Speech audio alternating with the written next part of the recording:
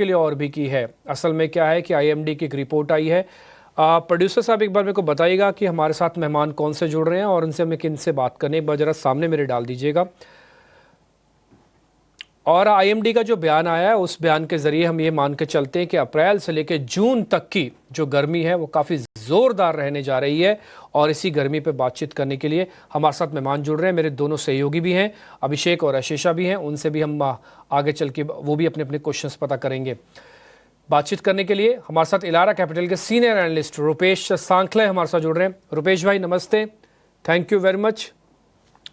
वैसे तो आईएमडी कह रहा है कि गर्मी अप्रैल से लेकर जून तक बहुत जोर से पड़ेगी, लेकिन गर्मी की तपन, गर्मी का फील वो तो अभी से ही बहुत ज़्यादा है।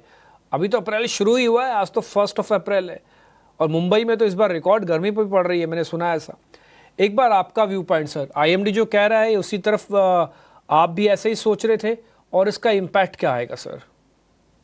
डेफिनेटली अगर आप मार्च मंथ में देखेंगे ना तो इंडिया का जो पीक पावर डिमांड है वो कम से कम 240 गीगावाट तक आ चुका है, जो लास्ट ईयर के कंपैरिजन में अप्रोक्सीमेटली 7% का ग्रोथ दिखा है।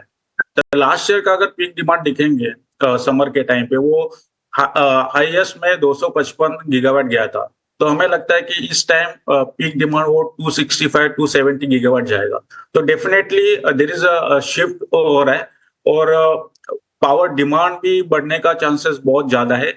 तो डेफिनेटली जैसे लास्ट ईयर देखा था वैसे ही इस टाइम पे भी पीक डिमांड काफी अच्छा रहेगा। और गर्मी तो डेफिनेटली जो आईएमडी का जो प्रेडिक्शन है उसके क्लोज में जाने का बहुत पॉसिबिलिटी है। तो डेफिनेटली अभी अगर इंडिया का पावर सिचुएशन देखेंगे तो मुझे लगता है कि पावर प्लांट के पास 18 दिन का कोल इन्वेंटरी पड़ा है और जो ओवरऑल कोल इन्वेंटरी वो 57 मिलियन टन्स का है। तो पावर सिचुएशन को उस पीक डिमांड को कैटर करने के लिए मुझे लगता है कि मिनिस्ट्री ऑफ पावर या मिनिस्ट्री ऑफ रेलवेज ने काफी हद तक मेजर्स लेके आया कि सेक्शन 11 इंट्रोड्यूस कर सकता है और जो भी प्लांट इंपोर्टेड पावर प्लांट पे चल रहे हैं उनको भी सेक्शन 11 करके उनको भी रन करने का प्रयास चल रहा है। तो मुझे लगता है ये पीक डिमांड मीट करने के लिए काफी हद तक प्रयास होगा और हमें लगता है कि वैसा पावर क्राइसिस जैसा सिचुएशन नहीं आएगा। ठीक है, क्राइसिस तो खैर नहीं आएगा, लेकिन हाँ चैलेंजिंग एटमॉस्फेयर है। बस मेरे को एक शेयर का नाम बता सकते हैं इस पूरे एपिसोड में जो सबसे बड़ा बेनिफिशियरी है जिसको हमको लेके रख लेना चाहिए अगर गर्मी बढ़ती है? तो एक शेयर का सिर्फ नाम भी बता दीजिए, समझ हम अपने सर। ये पावर डिमांड बढ़ता है तो उसका वॉल्यूम एक्सचेंज पे ज्यादा होता है। तो मुझे लगता है आईएक्स ऐसा स्टॉक है जहां पे आपको बहुत सारा वॉल्यूम्स दिखने को मिलेगा और उसका डायरेक्ट बेनिफिट उनको मिलता है। तो पीक डिमांड का अगर कोरिलेशन, पॉजिटिव कोरिलेशन आईएक्स स्टॉक से चलता है। उसके अलावा 2-3 मर्चेंट प्लेयर्स है जैसे जेएसडब्ल्यू एनर्जी जो मर्चेंट पे उनका 12% कैपेसिटी मर्चेंट पे है, उनको भी बेनिफिट होगा।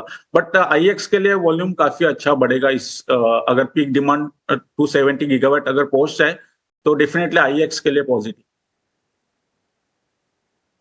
सुबह हम भी इसी के बारे में चर्चा कर रहे थे, इसमें लॉन्ग पोजीशंस भी बन रही थी और आईएक्स के बारे में हमारी चर्चा भी इसके बारे हुई है। बहुत अच्छा लगा आपसे बातचीत करके, थोड़ा समय कम था नहीं तो मैं आपसे विस्तार से सारी बातें लेता, लेकिन आपने बहुत छोटे में बहुत अच्छे से समझा भी दिया। रुपेश जी बहुत शुक्रिया, थैंक यू वेरी मच समय देने के लिए।